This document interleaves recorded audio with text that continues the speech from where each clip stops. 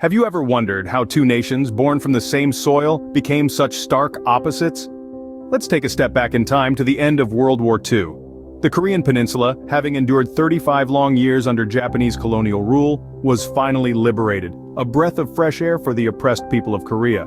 However, their joy was short-lived. The world was changing rapidly, and at the heart of this change was the Cold War politics. The Korean Peninsula, unfortunately, found itself caught in this political maelstrom. The victorious allies of World War II, primarily the United States and the Soviet Union, stepped in to fill the power vacuum left by the Japanese. But, as we know, these two superpowers had vastly different ideologies, and the Korean Peninsula became their chessboard.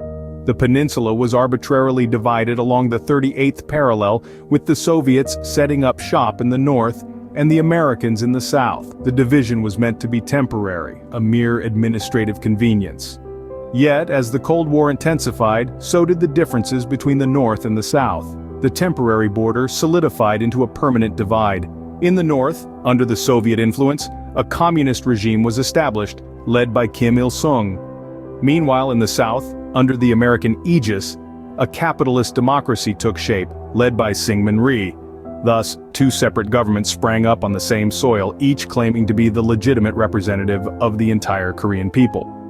This ideological chasm led to escalating tensions, skirmishes, and eventually a full-blown conflict. But that, my friends, is a story for another time. For now, let's pause and reflect on this moment of genesis, this moment of division.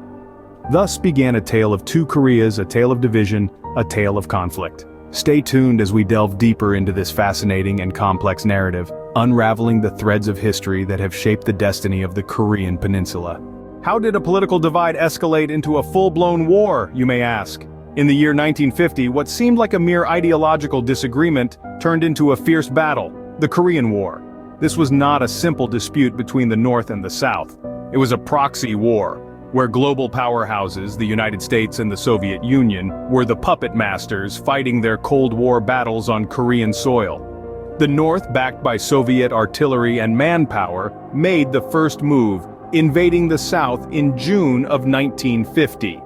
The South, supported by the United States and its allies, retaliated, pushing the war beyond the borders of the Korean Peninsula.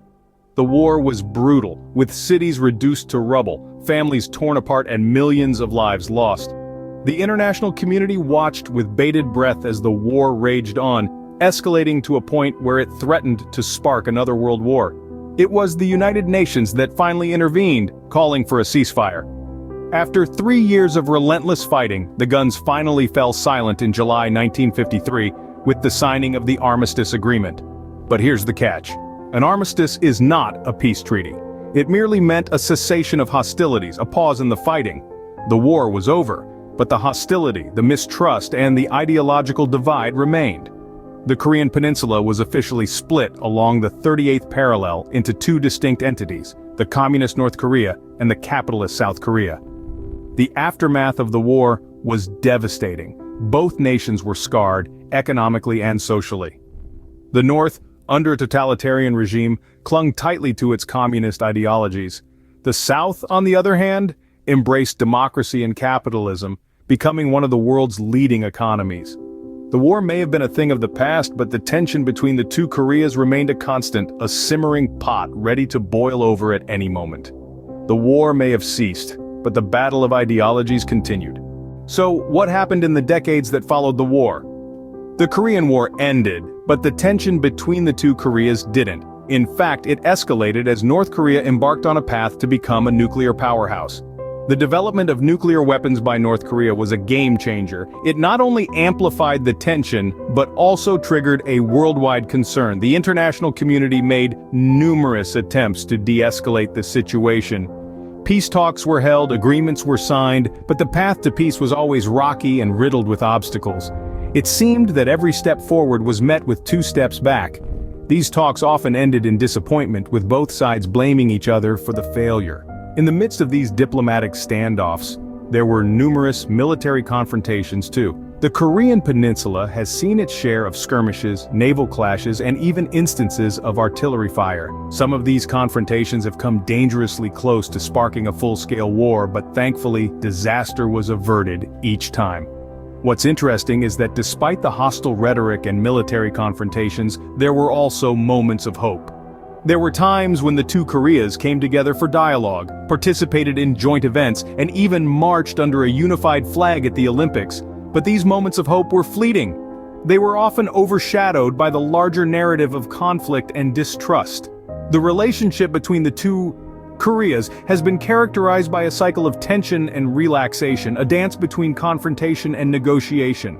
The decades following the Korean War have been a roller coaster ride filled with high-stakes diplomacy, military standoffs, and the ever-present threat of nuclear conflict. But through it all, one thing has remained constant: the desire for peace. Despite the challenges, both Koreas and indeed the world hope for a peaceful resolution to this long-standing conflict. Despite numerous flashpoints, the two Koreas have managed to avoid another full-scale war. The question that remains is, will they continue to do so in the future? Only time will tell. Fast forward to the present day, where do the two Koreas stand now?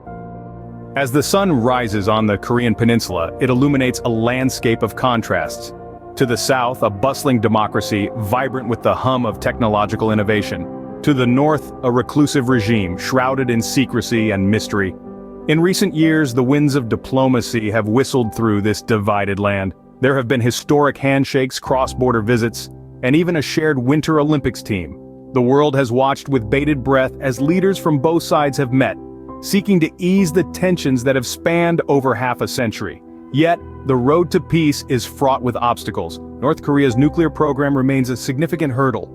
Despite rounds of negotiations, the issue is far from resolved. The global powers too have their part to play. The United States, China, Russia, Japan, each with their stakes in the game, adding layers of complexity to an already intricate puzzle. South Korea, for its part, continues to tread a delicate path. Balancing its commitment to democracy and human rights with the desire for a peaceful reunification is no easy task. The government has made strides in fostering dialogue and cooperation, but the specter of the past looms large. Meanwhile, North Korea, under its enigmatic leader, keeps the world guessing. Economic sanctions have taken a toll, yet the regime's resolve appears unbroken. Its pursuit of nuclear capabilities, often seen as a bargaining chip in negotiations, continues to cast a long shadow over the peace process. At the heart of it all are the Korean people, a nation divided yet bound by shared history and culture. Their hopes and dreams for a peaceful, unified Korea remain alive, even amidst the whirlwind of political maneuverings and diplomatic deadlocks. The journey to peace is a long and arduous one, filled with hope, despair, and uncertainty. So, what have we learned from this complex and volatile tale of two Koreas? This narrative has spun us through a whirlwind of history, from the genesis of a divide to the current state of affairs. It's a tale of two nations bound by a shared heritage, but torn apart by differing ideologies and geopolitical interests. We've traced the roots of the division back to the aftermath of World War II, when the Korean Peninsula was split into two zones: the North, influenced by the Soviet Union, and the South, under the sway of the United States. A division intended as a temporary measure, but one that hardened into a permanent border, setting the stage for the Korean War. We've ventured into the heart of the Korean War, a brutal conflict that embroiled not just the two Koreas but entangled international powers too. The war ended in a stalemate, leaving the peninsula still divided, and the North and South in a state of perpetual tension. We've navigated through decades of frosty relations, punctuated by moments of thaw and renewed hostilities, underlining the complexity of the North-South Korea relationship. We've seen how both nations have developed in their own unique ways, yet remain deeply interconnected. We've arrived at the current scenario, with its mix of cautious optimism and lingering apprehension. The relationship between the two Koreas is a fluid one, influenced by global politics, national interests, and the personal whims of leaders. But what does all this mean for us? It's a reminder that the world is an intricate web of relationships, where the actions of one nation can ripple out to affect others. It's a call to reflect on our own role, as individuals and as nations, in promoting peace and understanding. The tale of the two Koreas isn't just about them, it's about us, too. It's about how we navigate our differences, how we manage conflict, and how we strive for a better future. In the end, the tale of two Koreas is a stark reminder of the enduring power of ideologies and the human cost of conflict.